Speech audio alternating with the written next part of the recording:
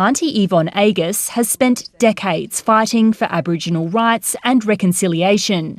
Now the Kaurna and Narungga elder is eyeing off a seat on South Australia's inaugural First Nations Voice to Parliament. Talking to people in the community of what their concerns are, and that's why I'd like to be involved, to bring it to Parliament. If Ms Agus is elected in March, she'd be tasked with advising the SA government on matters which affect her community. I don't think we're out to sort of disrupt things in the community. All we're saying is that we need to look at human rights and dignity of Aboriginal people. The SA Voice elections will be held 5 months after Australians overwhelmingly voted against enshrining a federal body in the Constitution, a proposal rejected by 64% of South Australian voters.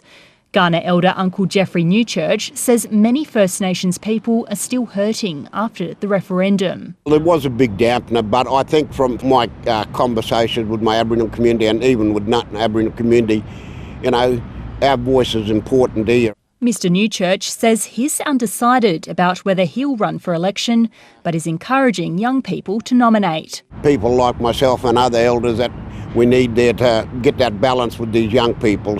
Like Young South Australian of the Year, Tiani Adamson, who's also weighing up whether she should nominate. I'd love to see local representation, so traditional owners of the South Australian region being able to have their voices heard first and foremost. 46 First Nations people are needed to fill positions on 6 local voices. 2 representatives from each regional body will then form the state voice. The real test of success in terms of the nomination process is making sure that all the spots are filled. Whenever you do something for the first time, it takes time to gain traction. First Nations people have until February 12 to nominate to stand as candidates.